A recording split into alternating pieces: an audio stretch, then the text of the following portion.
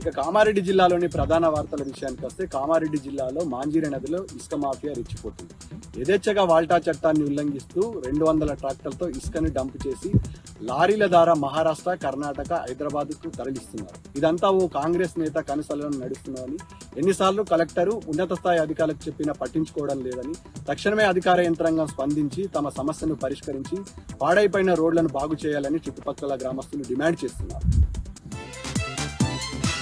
కామారెడ్డి జిల్లాలోని మరో ప్రధాన వార్త. కామారెడ్డి జిల్లా గాంధారి మండలం విషజ్వరాలు మళ్లీ ప్రబలాయి. సీజనల్ వ్యాధులతో ప్రతి ఇంట్లో 2 లేదా 3 బాధపడుతున్నారు. చికెన్ గున్యా, మలేరియా, టైఫాయిడ్ వ్యాధులతో తీవ్రంగా బాధపడుతున్న జనాలకు ఇప్పటి వరకు అధికార యంత్రాంగం కానీ వైద్య ఆరోగ్య శాఖ పట్టించుకోవడం లేదని, తక్షణమే తమ గ్రామాలలో వైద్య సదుపాయం కల్పించి క్యాంపు ఏర్పాటు చేసి జన సర్వే జరిపించాలని గ్రామస్తులు డిమాండ్ చేస్తున్నారు. కామారెడ్డి జిల్లాలోని మరో ప్రధాన వార్త. ఎల్లారెడ్డి మండలం ఆజీపూర్ తండాలో చిరుతపులి కలకలం రేపుతుంది. గత కొద్ది రోజుల నుంచి తాండా సమీపంలో చిరుతపులి పాదముద్రలు కనబడంతో ఆందోళన వ్యక్తం చేస్తున్నారు గ్రామస్తులు. అనేక సార్లు అధికారులకు చెప్పినా పట్టించుకోవడం లేదంటూ తక్షణమే ఫారెస్ట్ అధికారులు స్పందించి బోనును ఏర్పాటు చేసి చిరుతను బంధించాలని డిమాండ్ చేస్తున్నారు తాండావాసులు.